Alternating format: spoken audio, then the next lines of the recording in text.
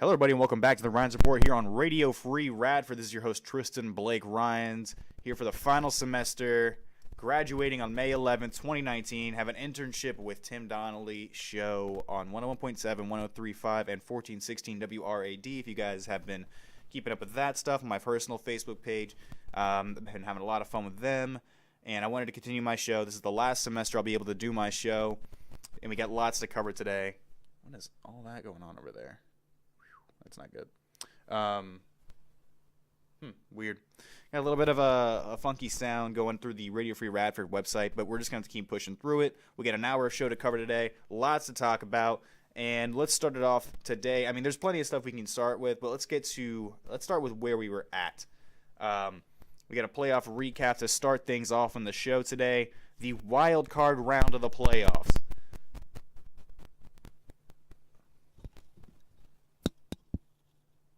The heck? That's weird. Keeps doing it. Must be a connection or something. I'll have to check that out. Wild card recap. The Chargers and the Ravens. I have a quick little summary for a lot of these games leading up to the Super Bowl, of course. We're just going to start running through them. We got lots to cover today, like I said. The Chargers and the Ravens games. The first one I'm going to cover from wild card weekend. The Chargers held on against the Baltimore Ravens. The Ravens didn't show up on offense at all for the first half. It was one of the worst offensive performances I think I've seen in the entire playoffs. But I think, speaking of which, we've been really fortunate playoff-wise this last season. I mean, last year, we saw a lot of blowouts. The NFC was kind of interesting, but there weren't a lot of close games until about the Super Bowl, until about the AFC Championship game between the Patriots and the Jaguars. So this year, almost every single game, besides another one of the wild card games I'm going to get to, was, interesting. Fun to watch for the most part. I mean, the Chargers and the Ravens first half, like I said, Ravens didn't show up in the offense for the first half, but they almost brought it back for a W. The Colts and the Texans. The Colts offensive line just whomped the Texans. Texans with all the talent in the world could not get it done. Sad sight to see. But, that's the story of the Texans, unfortunately. The Cowboys held their own against the Seattle Seahawks. Dak Prescott played to the potential that we, as fans, have always felt that he had. So it's good for him to finally start showing up a little bit. That was a good wild card game for them. And the Eagles snuck past the Chicago Bears in Chicago. A lot of the narrative behind that was, Cody Parkey shanked a field goal. And that wasn't, the double doink, Chris Collinsworth, putting the label on it.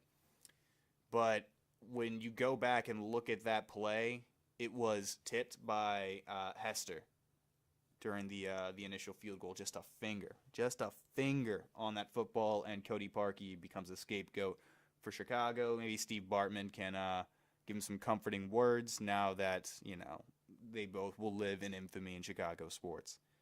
The division round, pretty interesting still. That's right, the Patriots and the Chargers. That one wasn't very interesting either. The Patriots reminded the Chargers of who they were. The Patriots dominated in all facets of the game. They held the ball for a majority of the time, outscored the Chargers like 35-7 in the first half of the game. Just total domination. The running game was working for them. Chargers offense just could not get the ball rolling. Patriots defense stepped up big, played some big-time playoff football, and led them to the AFC Championship game. The Chiefs did what they were supposed to do. They just purely outplayed the Colts. Colts could never find a rhythm, never truly had it together, and could not capitalize on point-scoring opportunities, and it just never really seemed close. Not a bad game necessarily, but it just wasn't necessarily a great game. It was just your average football game. The better team won. The Rams outplayed the Cowboys. C.J. Anderson and Todd Gurley are beasts. Had a ton of rushing yards, both in the game. I want to say a collective 3 rushing touchdowns on the ground between the two of them. The better team won there. I mean, the Rams, more talented, more, just at home, had all the opportunities had all the opportunities they needed to beat the Cowboys and took advantage of every one of them. A few plays here and there. Jared Goff looked a little green in that game, but overall, I think pure coaching and talent-wise, the Rams just purely outplayed them. And the Saints won a great game on a bad luck Philly play. Alshon let it slip, but he's a beast. I think the Philly fans, the Eagles fans, the hostile fan base, Of course, there's some people that were really off their hinges a little bit if you checked it out on social media around that time. But general consensus from, most football fans is, Alshon played a great game that week. Cracked ribs and all was a speculation, I believe, coming out after the game, but you know how that stuff works sometimes. It just went right through his hands, right into Marshawn Lattimore's, and sealed the victory for the Saints, led them to the NFC Championship game. Let's get right into that real quick. The Patriots outlasted the powerful Chiefs offense. Say what you want, but the Chiefs couldn't help themselves enough. Shot themselves in the foot a few times near the end of the game. Could have sealed the game. Dee Ford, of course, the big story coming out of that game is on this play that Tom Brady threw an interception. Dee Ford was offsides. He's offsides, man. You just got to play more disciplined football. Patriots got the ball first in overtime, and as soon as that happened, with all the momentum that in the world that they needed after coming back again in the fourth quarter, after starting off the game 14-0, Chiefs, high-powered offense, played really well, second-half football, and Patriots just took it on the field and just converted on 3 3rd-and-10 plays to Edelman, Hogan, and Gronk, I believe. Brady does what he always does in clutch situations, just about, and took him to the promised land. Saints gave up the game in the NFC Championship. That's the narrative I'm working on. Of course, everybody's talking about, and even still talking about, the Nickel Roby-Coleman missed penalty. And yeah, we're going to get to the penalties and the bad officiating a little bit later in the show, officials this and that, but the Saints had plenty of opportunities to win that game, and they blew it. Greg the Leg did his job in overtime, kicked the field goal from 50-plus yards, and sent the Rams to the Super Bowl. Say what you want about that call, like I said, but the Saints had plenty of beneficiary calls, non-calls go their way in that game. Like I said, I'm going to get to that a little bit later, but the Saints blew that game, no matter how you look at it. You can feel robbed if you want, if you're a Saints fan, disagree with me if you want, but they had plenty of opportunities to win that game and then just could not capitalize. And now, later on in the show, we're going to get towards the Super Bowl. Of course, we got plenty of other topics to show up. We got plenty of things to talk about on the show today, the returning show for the Rines Report. This is the final semester, like I said. It's going to be a really interesting semester. Can't wait to get it all going. And, we got to get that to work now. Come on now. Need to take a quick break. Let's see here. Where is it? Oh, there it is. Come on. No. I hate technology sometimes. This happens when you get to produce your own show sometime. We'll be right back here after the next 20 seconds to talk about the horrible officiating by the officiating crews over that championship weekend. What led us to Super Bowl 53. Stick around.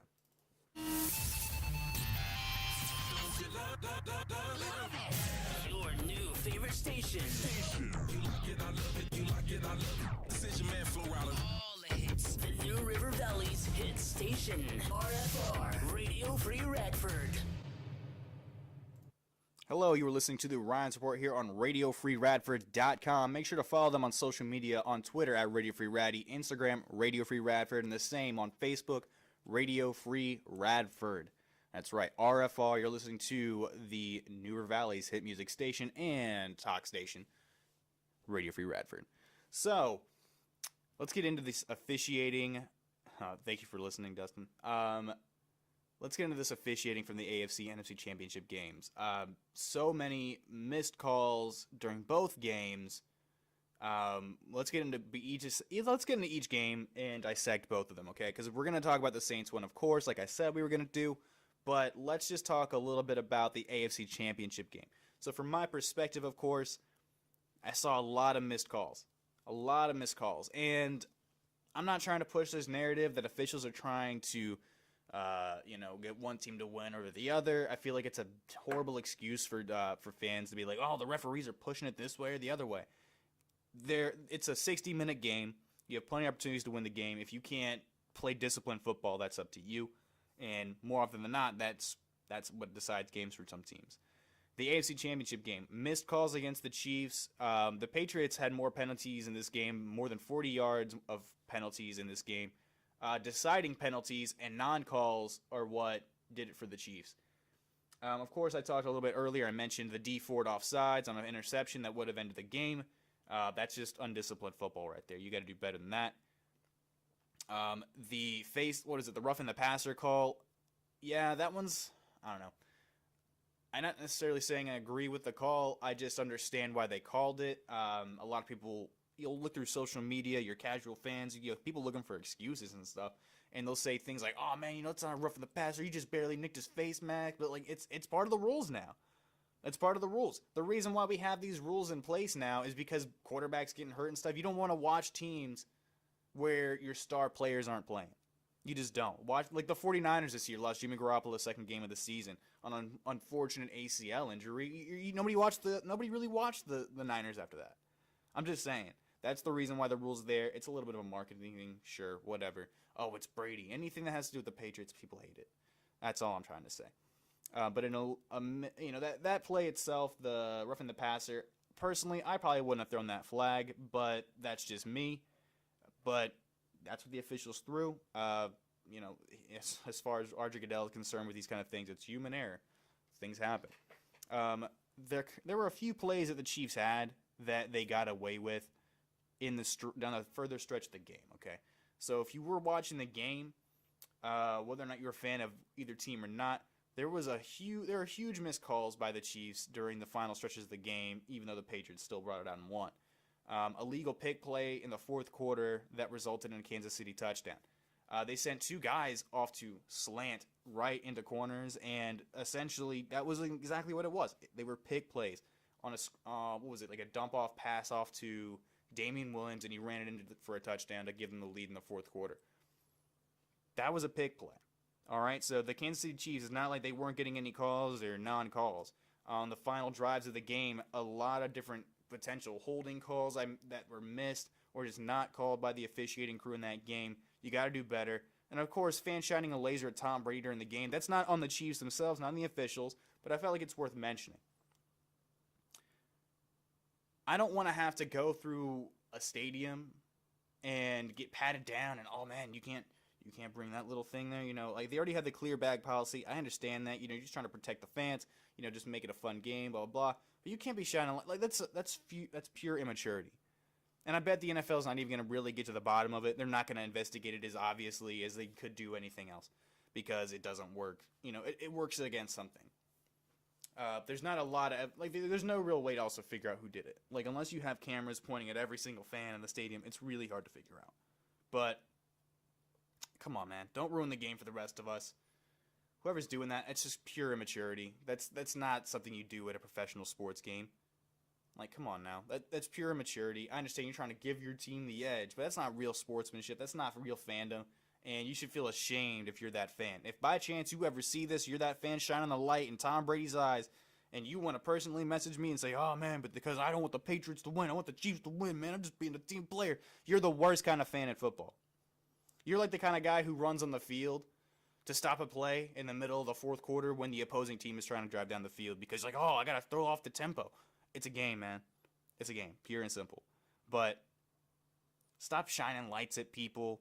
Stop doing all this hazard stuff. It's already the loudest stadium in professional sports. One of the loudest stadiums, one of the loudest venues in the world.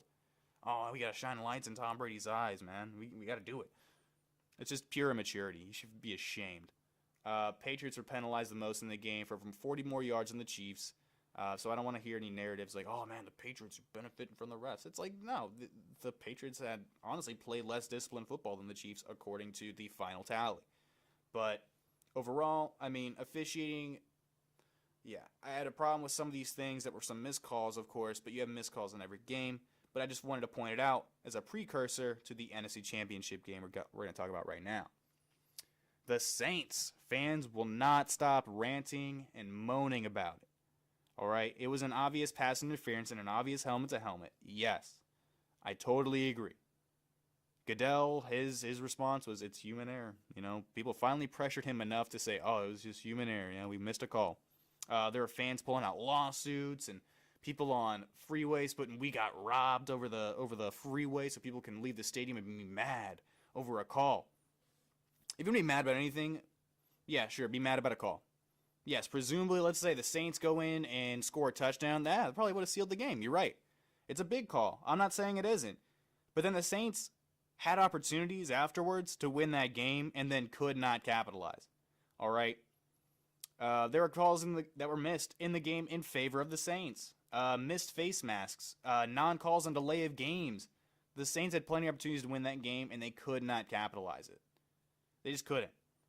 Drew Brees threw an interception in overtime. They got the ball first. They could have gone down the field and scored a touchdown, but, good defensive play by the Rams, I guess. Smacked the ball up in the air. He threw a pick. All right? Let's just face that. Drew Brees ended that game on an interception.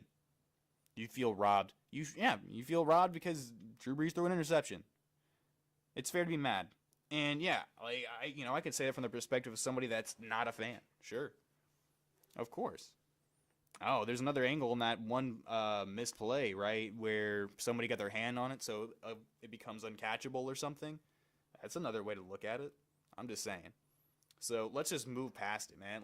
There's nothing you can do about it now. Nobody's going to replay the game. There's no damages to be dealt. Even if you get a lawsuit, you're not proving anything. There's nothing left to prove. The Saints didn't win. That's the final score. They have an L at the end of the season, and it sucks, but that's the truth. So I'm just saying, it was a bad call, sure. I would have called it, personally. Even at the time, I'm sitting there watching, oh man, is there any reason why they wouldn't have called that? And I couldn't think of anything. I mean, upon replay, days and days later, I saw that somebody got a hand on it. But there's still an opportunity to go get that ball. So, I don't know. That's a human error? Yes. Was it an obvious pass interference or helmet to helmet? Yes. Did it decide the game? No. It didn't. It could have. Maybe. Who knows? There was still time on that clock. Who knows? The Rams and that high-powered offense, you telling me they couldn't get on the field and score too? I'm just saying. So, the Rams sealed it. They're going to the Super Bowl. They're in the Super Bowl. We got 2 days left until Super Bowl 53. It's going to be a 6:30 on CBS. I can't wait to hear Romo and Jim Nantz. That's just me personally. We're going to take a quick break. Be right back here after a 36-second ad. All right, stick around for us. We're back and better than ever. Radio Free Radford. Ready to realize what I'm about to say. Come on!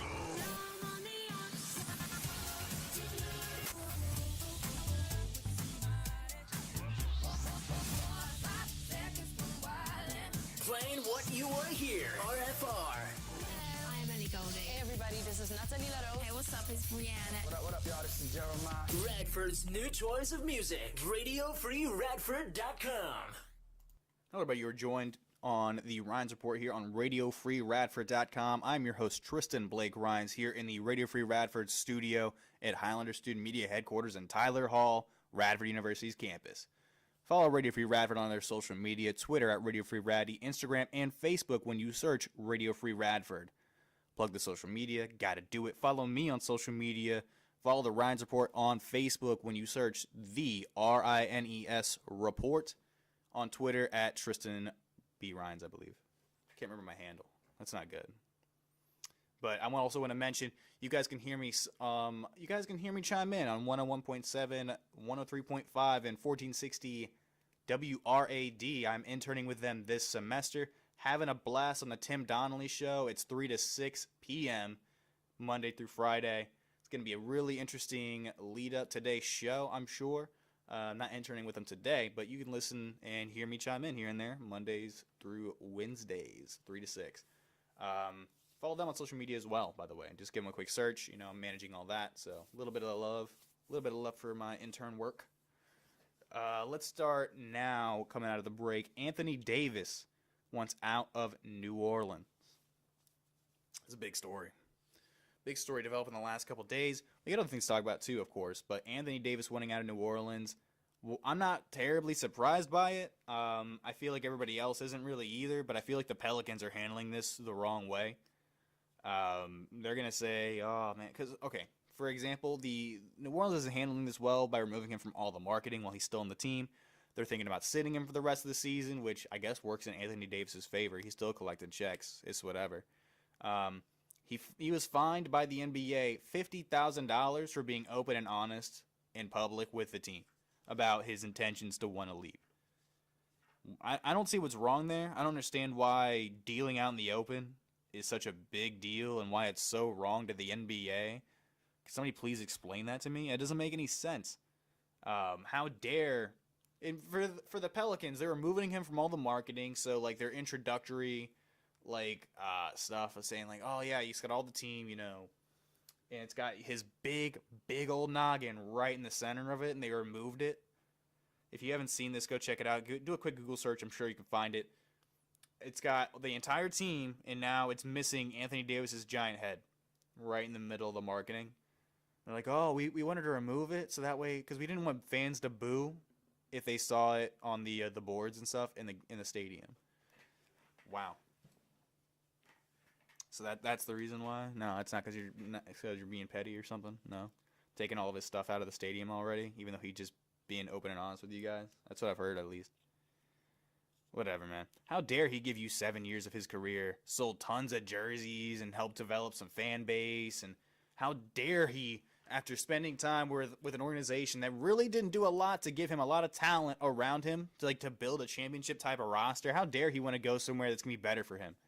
Maybe he wants to go win a roster. Yeah, he's paid. You guys paid him a ton of money. He's a great athlete. He's one of the best players in the NBA. And you're gonna throw the petty card at him. I'm not mad at Anthony Davis. I don't think any real basketball fan is mad at Anthony Davis for doing this, because he's doing it the right way. He's doing it honorably. I mean, he's walking in and telling them, hey, I don't have to do this. I can just play out the rest of the season. Give a half an effort.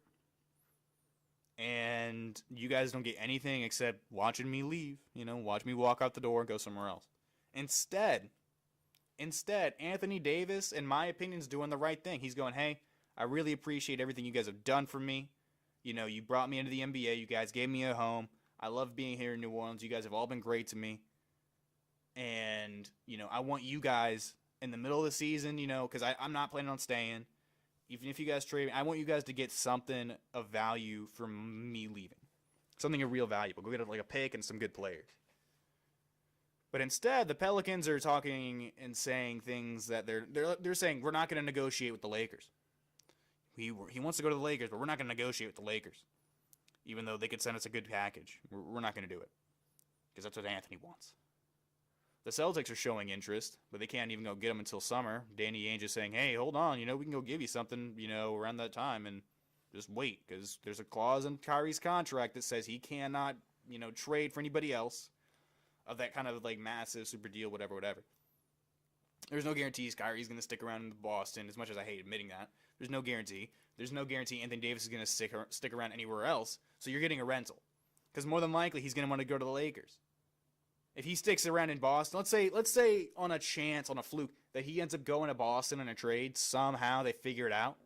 They agree to terms before the summer, figure it out, he goes to Boston. It's a rental. I'd put 80% chance it's a rental. Wherever he goes, it's not Los Angeles.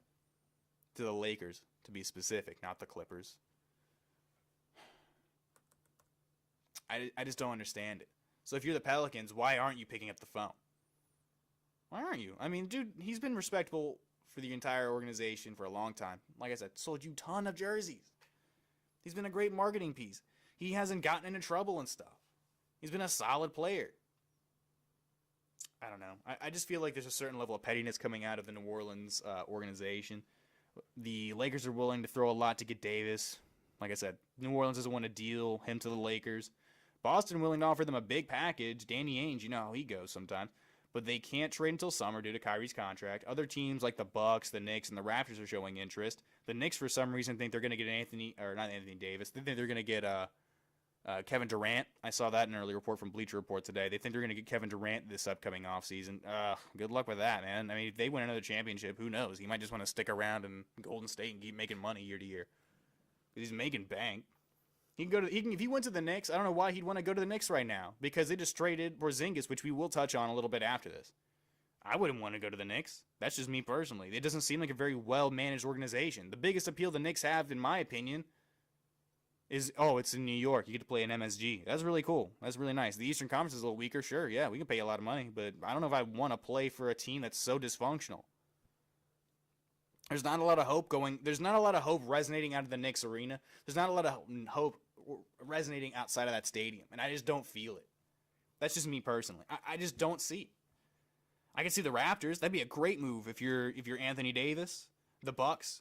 Giannis. If the Raptors end up holding on to Kawhi Leonard past this season, which they actually have a chance now, I'm starting to think.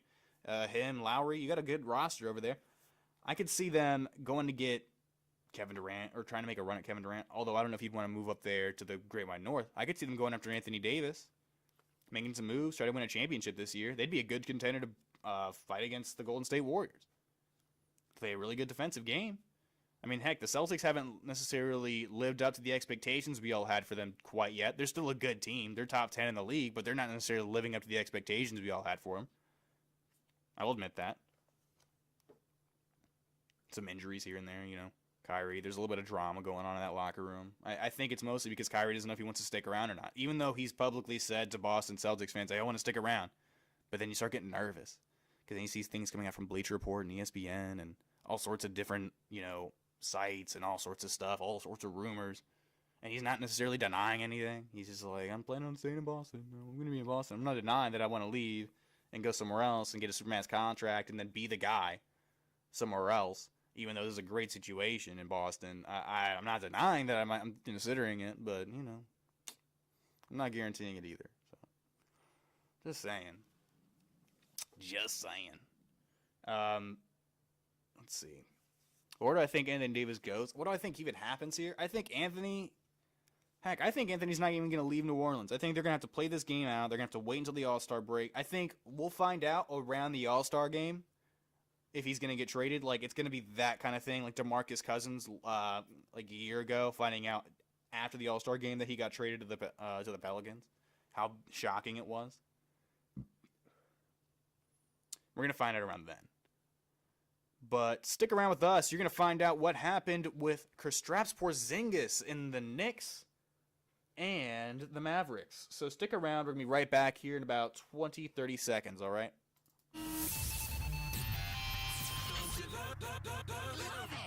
Your new favorite station. You like it, I love it. You like it, I love it. Decision man, flow out of all the hits. The New River Valley's hit station. RFR. Radio Free Radford. Hey everyone, this is Demi Lovato, and you're listening to today's top hits. Radio Free Radford. Hello, everybody. You're listening to the Rines Report here on RadioFreeRadford.com. You follow them on social media at Radio Free Raddy on Twitter, and then Radio Free Radford when you search them on Facebook and Instagram. Give me a follow on my social media as well. Just search up Tristan Blake Rines. Follow the Rines Report on Facebook. Could be supplement to change after this semester, but this is the final semester of the show. Once again, I'm mentioning it again because we got 13 more shows left, and then I'm graduating, man. It's gonna be crazy. Running this great organization, Radio Free Radford. I've had a ton of fun here. It's gonna be hard to say goodbye, but sometimes you just gotta go and do what's best for you. But I'll be letting you guys know. I'll be keeping you guys all up in the loop, by the way, with organizational updates. What's been going on with the organization, if we go figure out the next change in leadership, who's going to be leading us next. We have some ideas already, but I just want to let you guys know that this is the last semester, of course. I'm going to be graduating, and next semester we'll have some new leadership, some things will be changing, but we're going to leave you guys in good hands, I promise you that. So, right back out of the break, Kristaps Porzingis yesterday. While we were all busy looking at Anthony Davis, like I was just doing. Looking at Anthony Davis. The interest there. The Knicks were preparing to trade Kristaps Porzingis, the unicorn, to the Mavericks. Knicks star player expressed his discontent with the organization not being in win-now mode. I mean, the dude's been in the league for a handful of years now. He's your star player. He's an all-star player. He's a beast. He can do everything you want him to do. He can handle the ball really well, shoots from distance. He's 7'3". He's practically unguardable. And you're not building around him? I don't understand the line of thinking. I just don't. Like, you're not committing to the idea of building a real team around this guy. Because Porzingis is a beast, and I don't understand why the Knicks fell flat in trying to figure that out. The Mavericks finalized a deal to bring in the all-star big man. They sent DeAndre Jordan to the Knicks, and I'm assuming something else, like Wesley Matthews, I believe.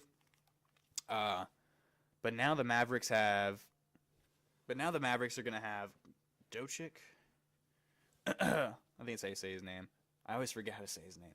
Dochik, Kristaps Porzingis, Dennis Smith Jr. Are they the next wave in the Western Conference? Because the Mavericks always seem like they genuinely want to build around their young talent. They like these foreign guys, these European guys coming in who can make good impacts. I mean, Dochik, look, he's going to be the rookie of the year. Kristaps is going to be a great addition. You know, you get to learn from Dirk Nowitzki for the remainder of this season. There's no guarantee Dirk's going to come back. I think Dirk's probably done after this year. He should have been done like 2 years ago, but that's just my personal opinion on that. Dennis Smith Jr. is a great young talent. They just need to have some more. I think what they're looking for is that next spark, man. And Dochik looked like he was going to be the next spark, but you couple him with Porzingis. Dennis Smith Jr., I think he's expressed some discontent with the organization here and there as well, but you never know. Sometimes you just need to make moves like this. Knicks. The New York Knicks and former co-host Nicholas Penninger might not enjoy this one, but they're in the pit. They're in the pit of despair. They just are. The pit of misery, so to speak, as a certain advertising company likes to use in slogan. They just can't seem to figure it out. They just can't. I don't understand what's going on with the Knicks. I can't remember the last time that they were in any position to make like a playoff run. They were in the position to be a real factor in the Eastern Conference. I mean, who's the best player on the Knicks roster now? You know, I have to physically look. Let's see, Knicks roster. Enes Kanter, maybe. I don't know. Kanter's good, but I wouldn't say he's like terrific. That's just me. No, that's about it. I don't really recognize anybody else on this team besides Enes Kanter and Tim Hardaway. Kevin Knox. I mean, I don't know. They got some young guys, I guess, but I don't know. Kanter's a funny situation. Just saying. I don't know, man. The Knicks just feel like a mess. They felt like a mess ever since Phil Jackson took them over years and years ago. I have no idea what their business plan is at this point anymore. It just feels like there's a whole lack of enthusiasm coming out of MSG right now. And honestly, the Knicks just feel like a dumpster fire. That's just my opinion right now. They're so bad. I just can't think of anything else to say, personally. I mean, that's the whole deal. I think that the Mavericks are going to be a good team. They could potentially, with Anthony Davis not going to be able to play for the rest of the season, or not going to play the rest of the season if that's the presumable future. That's what I think is going to happen, at least. I think the Mavericks could make like a slight run at a spot. I mean, it's going to be interesting to say the least. You know, you got a really good team in the Oklahoma City Thunder. You know, Paul George is having a subtle but MVP caliber season. The Warriors, of course, are smacking in the mouth good. The Rockets are still good. The Lakers are going to be taking a spot. Let's see who else is out there. The Jazz, of course. And then I could see it. I mean, you know, the Mavericks making a slight little push for the playoffs. I'm not saying they go deep. I'm just saying they could make a little push. So, I don't know. Keep an eye on the Mavericks. I'm going to be interested to see how they perform the rest of the season. The Spurs, of course, as well. DeMar DeRozan, Aldridge, they got some players out there, too. You know, it's another spot they could take up. Western Conference is going to get really interesting. The Eastern Conference is still, you know, it's interesting, but there's definitely some front runners. You know, you got the Celtics, you got the Raptors. The Cavaliers are in the pit of misery, of course, ever since LeBron James left. Let's see here. You get the Hornets. They're going to be interesting to watch. The Wizards, you know, a little bit. But it seems pretty two-sided on the Eastern Conference front. And the Western Conference, you know, besides the Warriors and the Rockets, you're pushing for spots. You're going to see where you go. We're going to take another quick break, and then right back we'll be talking about some breaking news out of the Carolina Panthers organization and Julius Peppers. So stick around. We'll be right back in about 40 or so seconds. We're back, and better than ever. Radio Free Radford. Ready? You realize what I'm about to say? Come on!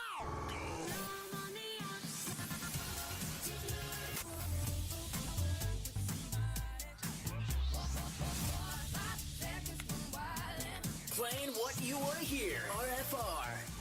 I'm Ellie Goldie. Hey everybody, this is Natalie Laro. Hey, what's up? It's Brianna. What up, y'all? This is Jeremiah. Radford's new choice of music. RadioFreeRadford.com. Ready? Come on! I'm Ellie Goldie. Hey everybody, this is is Natalie Laro. Hey, what's up? It's Brianna. What up, y'all? This is Jeremiah. Playing what you want to hear. RFR. Hello, everybody. Welcome back to the Rines Report here on RadioFreeRadford.com. Last semester for the show. Once again, follow the Radio Free Radford social media accounts: Twitter at Radio Free Raddy, Instagram Radio Free Radford, Facebook Radio Free Radford. Also, like the Rines Report here on Facebook, we are streaming live. We're going to be planning on streaming live for every episode of the show this semester. You get to see my beautiful face. I'm looking got a little blemish on my cheek today, but you get to see my beautiful face every Friday at 11 a.m. this semester, as long as I am in town. Planning on doing 12 or 13 shows this semester. Hopefully we can achieve that.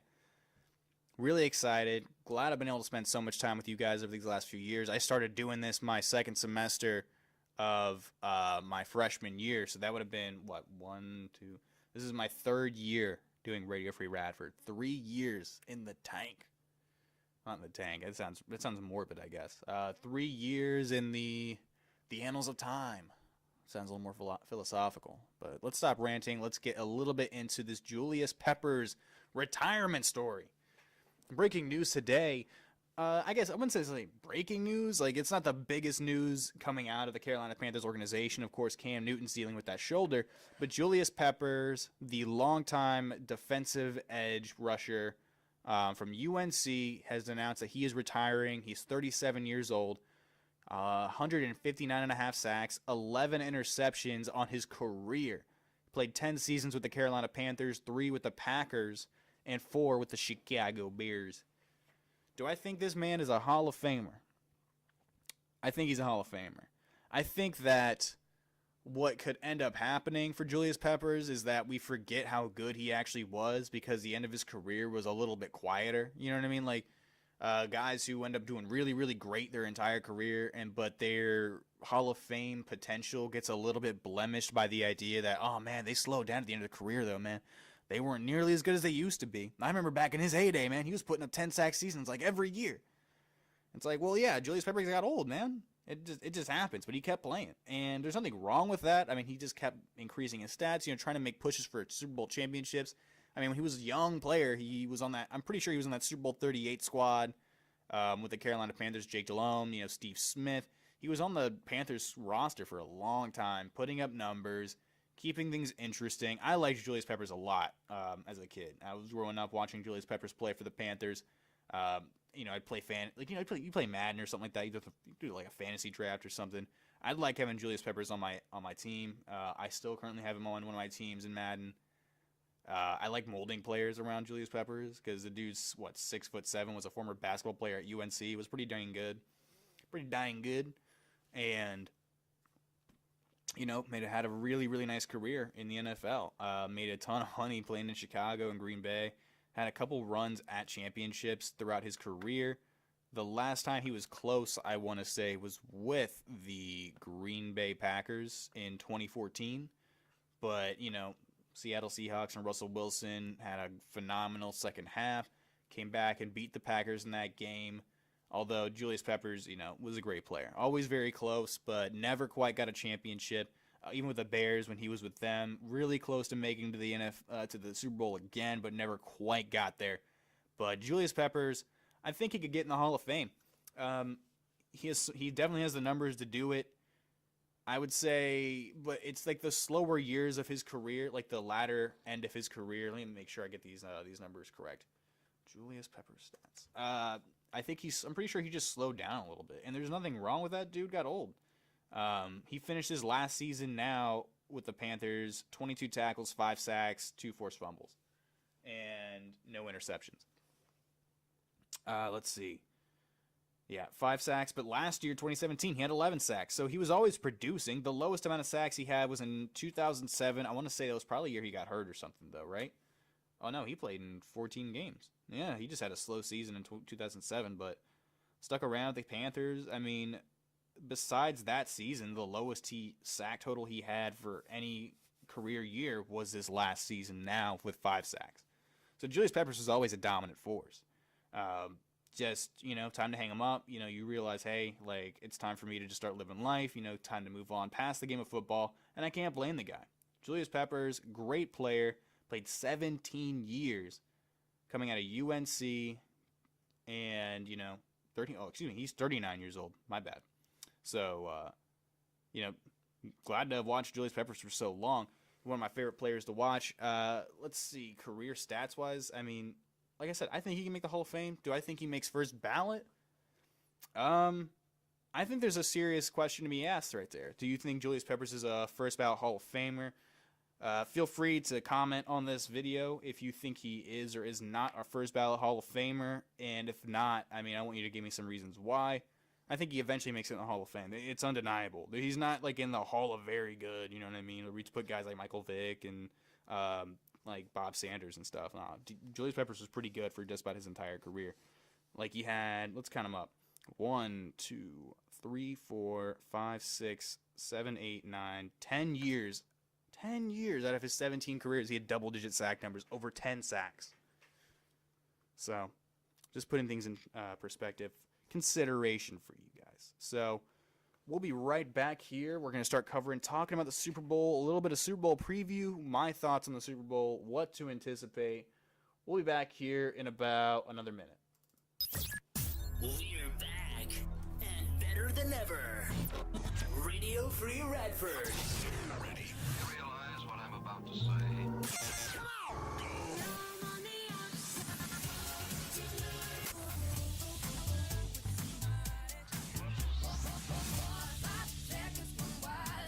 Playing what you want to hear. RFR. I'm Ellie Golding. Hey everybody, this is Natalie Laro. Hey, what's up? It's Brianna. What up, y'all? This is Jeremiah. Radford's new choice of music. RadioFreeRadford.com.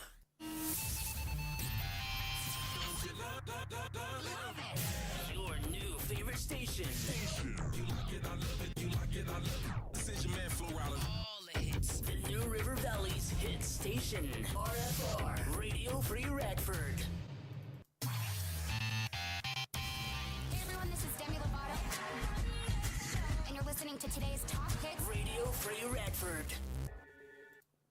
Alrighty, welcome back into the Radio Free Radford Studio here in Highlander Student Media Offices, Tyler 025.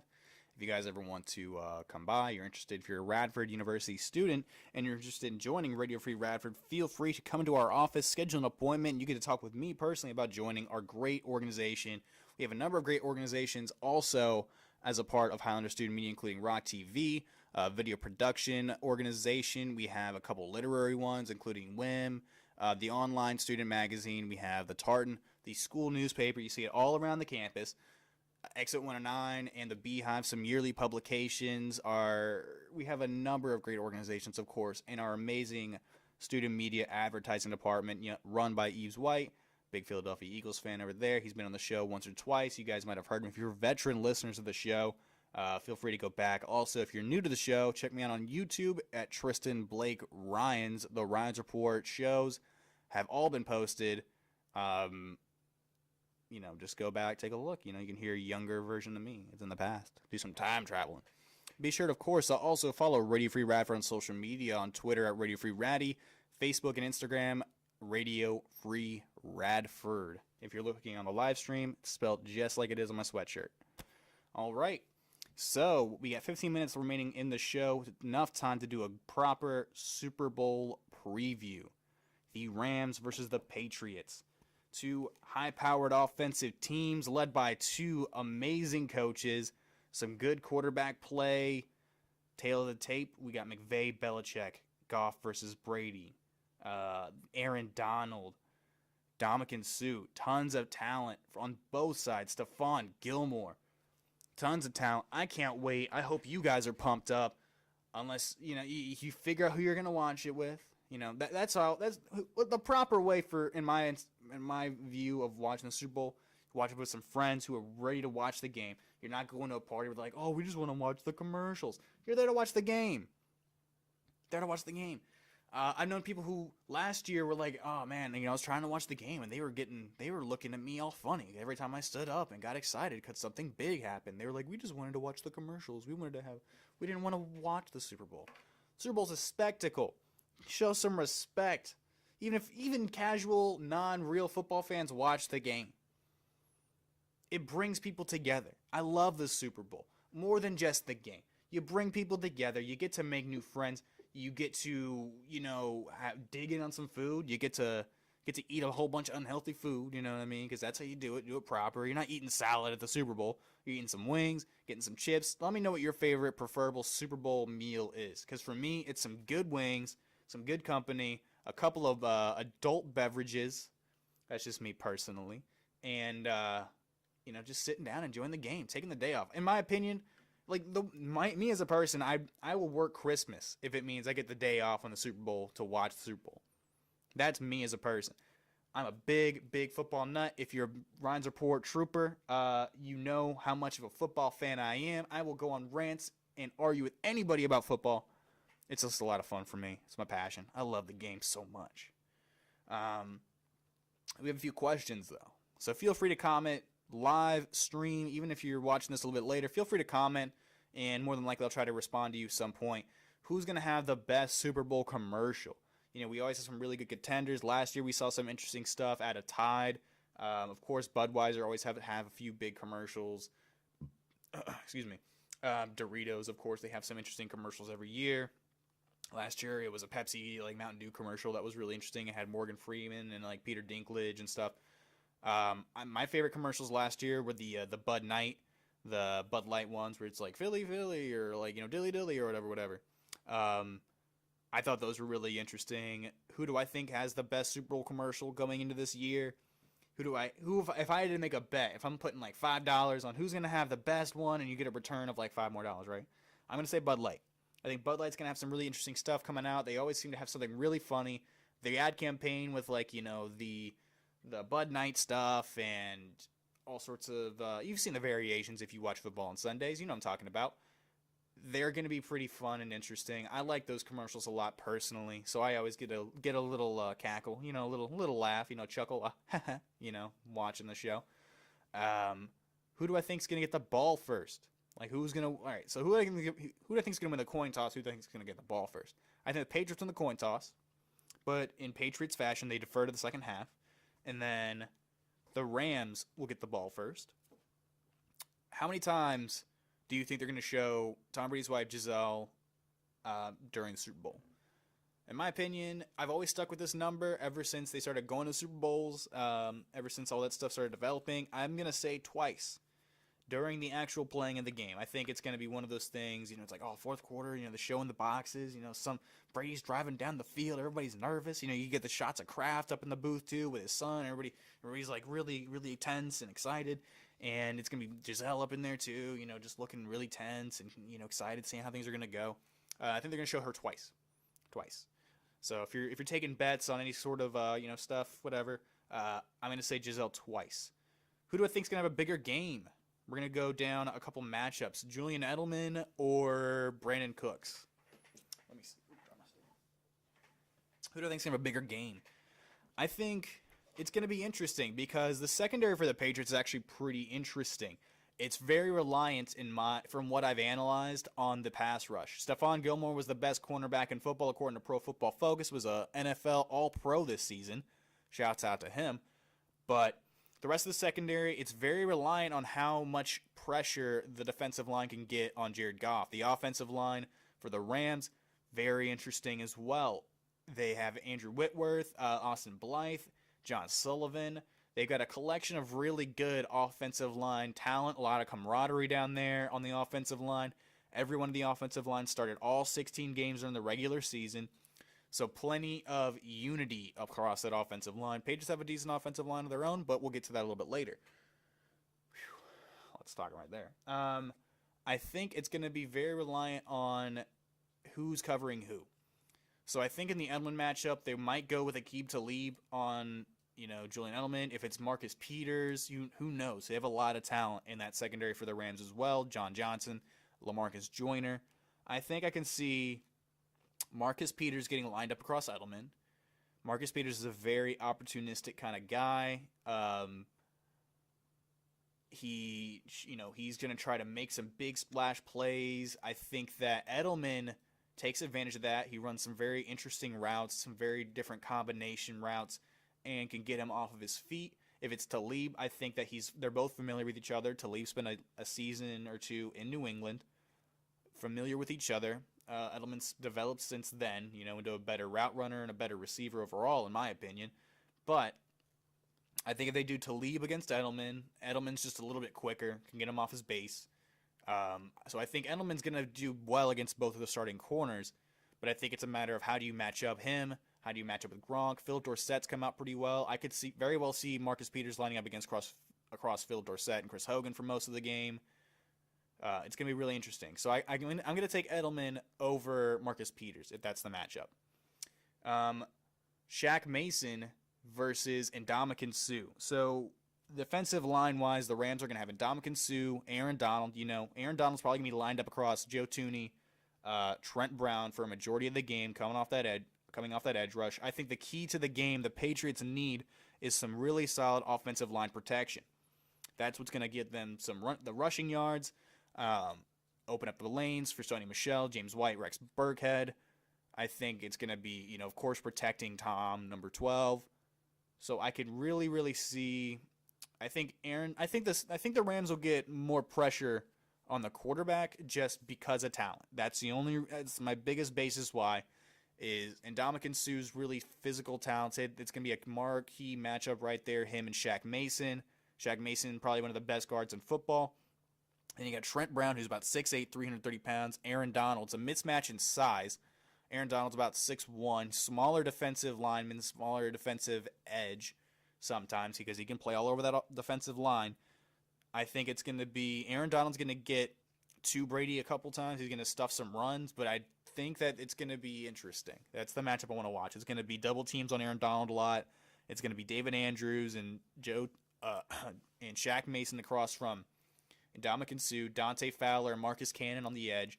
Those are going to be the interesting looks. If they want to put down a 4 defensive lineman set, it's probably going to be Michael Brockers or Samson Ebukam on the edges as well. It just becomes matchup nightmares for the Patriots. They have to be able to account for a lot of these matchups. How do you defend against a lot of these defensive front 4 rushers? Because the Rams have plenty of talent across that line. Let's see. Who's going to have a bigger game? Rob Gronkowski or Corey Littleton? I think Littleton's the fastest guy on the I think it's probably going to be John Johnson matched up with him. But they're probably going to couple Corey Littleton, John Johnson to go after Rob Gronkowski during the Patriots drives because Littleton's fast. He's smaller than Gronk, but he's fast. And John Johnson's a bigger, not too big. He's not like Cam Chancellor size, but he's bigger safety to try to cover over Gronk. Those are going to be some matchups we have to watch. I could definitely see Gronk being used a lot more in this game, still in the running game, but I have a feeling that he's going to retire after this game, win or lose. But I think he's going to give his all. He's going to be producing a lot more in the passing game, just like he did last year against the Eagles. It's going to be an interesting one to watch. I'm going to take, I think they could, for the most part, I don't think Gronk gets a lot of opportunities at the ball. I think that he's going to play hard, and they're going to cover him a lot. He's the big red zone weapon. But there's going to be some interesting looks from the Patriots. So I'm going to actually take the Rams on this side. I think Gronk has a solid game. I think he could have about 50 yards receiving, maybe like 4 catches or so. But I don't think it's going to be like a 100-yard game and like 2 touchdowns like it was last year. And to round it out, let's see. The bigger game, of course, Tom Brady, Jared Goff. Who's it going to come down to? And from watching Rams games during this postseason, Jared Goff's looked pretty green. He's looked a little uncomfortable in this big stage. Luckily, he has a great coach around him. Luckily, he has a lot of offensive talent. C.J. Anderson has come out for the Rams. Todd Gurley, of course. If you're the Patriots defense, you got to shut that running game down. Try to force Goff to throw against you. I think that's the biggest target, is getting after the running game for the Patriots as well. A little sidebar. I'll get back to the Brady-Goff stuff. But I think a quick sidebar is that the Patriots have to focus on shutting down the running game. Because if you can force Jared Goff to throw against your secondary, if you're putting pressure on the running game, you're putting pressure on the passing game, and you force him to throw against your good secondary. You got to cover Brandon Cooks. Probably do it with a 2-wide or a 2-corner set. Very similar to what they did to Tyreek Hill. They're probably going to have J.C. Jackson mixed around with Jonathan Jones, covering him with safety help over the top by either Deron Harmon, Devin McCourty, somebody. secondary matchup, it's probably going to be a starting combination of Stephon Gilmore over Robert Woods. Bills versus Bills, once again. Former Bills, both of them. And then you're going to have Devin McCourty checking on Josh Reynolds, or Jason McCourty over Josh Reynolds. And then J.C. Jackson and Devin McCourty shadowing Brandon Cooks during the majority of the game as well. So those are the matchups I'm looking at. Now, who do I think is going to win? I'm going to take the Patriots. There's just a lot more experience. Oh, wait, I didn't get to the Brady Goff stuff. Yeah, like I said, Goff's going to be more green. Brady's had a lot of experience, so that's just where it comes down to. I think Brady's going to throw for around 300-ish yards, a couple touchdowns, and 1 interception. The running game is going to help bolster the offensive attack, and the Patriots are going to hold the ball a little bit longer, keep their defense fresh, and able to attack after the Rams. I think the Patriots are going to win this game based solely off of a very interesting rushing attack. Brady's going to be playing with a lot of passion. The offense is going to be a lot more creative. I think there's a lot of options they have here, and I'm going to go with New England. I think it's going to be close by about 4 points on maybe a late drive by Tom, or they're just going to hold on to it defensively. Who knows? But that is about it. So thank you guys so much for listening to today's edition of the Rines Report here on RadioFreeRadford.com. I'm your host, Tristan Blake Rines. Make sure to follow us on social media at Radio Free Raddy on Twitter, Instagram, and Facebook, Radio Free Radford. Stick around this semester. I'll be posting updates. Of course, check in with us next week for a Super Bowl recap. How am I feeling? Had some time to settle down after the game. Win or lose, I'll give you guys a good take. A lot of stuff to go on for this semester. I'm really excited to see how everything goes. I hope you guys are interested and excited for the Super Bowl. And stick around for us throughout the semester. Thank you so much. And have a lovely, safe weekend, everybody.